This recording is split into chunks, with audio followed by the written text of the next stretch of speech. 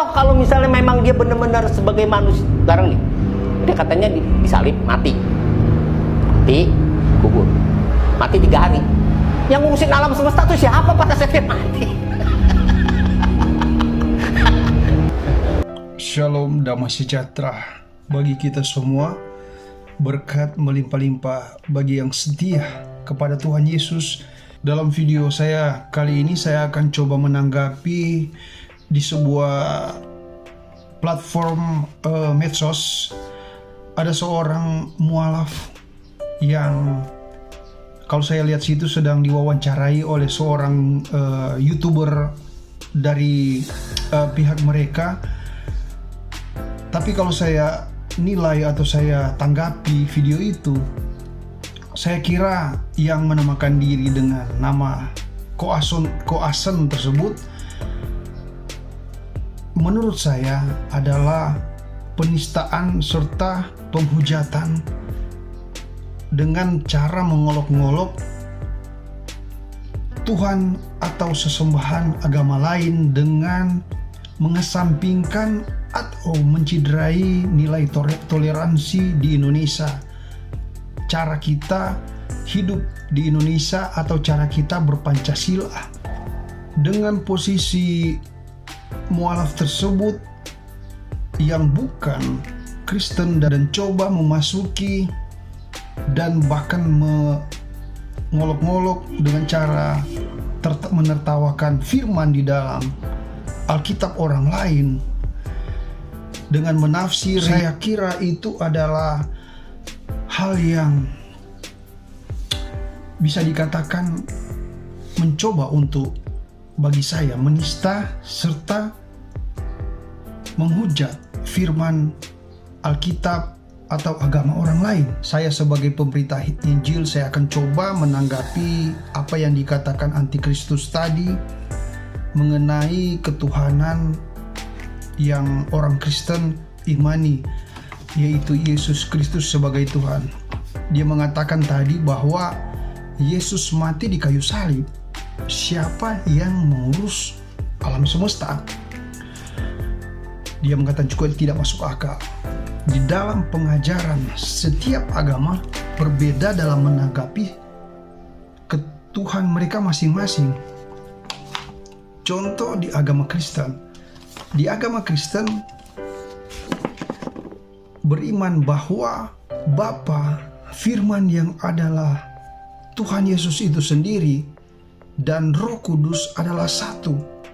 Sedangkan Yesus, Firman yang menjadi manusia, yang datang untuk menebus dosa manusia, adalah yang melaksanakan tujuan Tuhan. Seperti dalam Yohanes 4 ayat 34, Yohanes 17 ayat 4, yaitu Tuhan Yesus yang menggenapi atau yang menuntaskan setiap kehendak Bapa. Kalau kita lihat, kenapa mereka menjadi seperti berbeda? Mengapa Tuhan orang Kristen seperti itu? Kalau kita lihat di firman Kejadian 1 ayat 27, saya catat di sini bahwa Tuhan menciptakan manusia segambar dengan Dia. Jadi kalau saya menggambarkan atau mencontohkan tetapi tetap merujuk di dalam Alkitab, seperti manusia, banyak mempercayai kalau manusia itu terdiri dari tubuh, jiwa, dan roh. Tetapi manusia tidak 3, tetapi tetap satu, yaitu manusia. Jika saya berkuasa seperti Tuhan, saya bisa untuk memutus jiwa saya untuk melakukan sesuatu. Tetapi saya tidak maha kuasa. Beda dengan Tuhan. Tuhan maha kuasa, jadi dia bisa memutus firman untuk menjadi manusia, untuk menggenapi tujuannya, yaitu penebusan bagi umat manusia. Karena Tuhan tidak bisa langsung ke bumi untuk menebus dosa manusia. Bagaimana mungkin di dalam firman mengatakan bahwa bumi adalah tumpuan kakinya? Bagaimana mungkin dia datang sebagai Tuhan bisa disalib? Apakah tujuannya akan tergenapi Tidak mungkin Tuhan datang di bumi kalau dia tidak memutus sesuatu yang ada dalam dia, yaitu firman, untuk menjadi manusia. Supaya dalam teladannya manusia bisa melihat bahwa dia sendiri bisa mengalahkan dosa. Allahku, Allahku, mengapa kau tinggalkan aku? Di situ mengartikan bahwa dia menegaskan bahwa dia seorang manusia yang bisa merasakan kesakitan. Di situ dia, kalau menurut saya, kalau dia tidak mengatakan seperti itu, orang sepinter, mungkin seperti saya sepinter ini, bisa mengatakan bahwa dia itu menipu.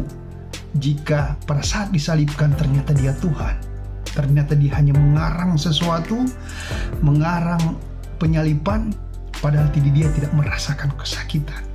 Karena dia adalah Tuhan, itu hanya rekayasa dia. Tetapi dengan firman yang dia katakan di atas kayu salib, Allahku, Allahku, mengapa kau tinggalkan aku? Di situ bahwa ketuhanannya, kemahakuasaannya, dia telah tanggalkan. Dia bisa merasakan kesakitan itu, sehingga dia memberikan keadilan bahwa dia bisa mengalahkan dosa, dan anak-anaknya, yaitu pengikut-pengikut Kristus yang setia, bisa juga mengalahkan dosa.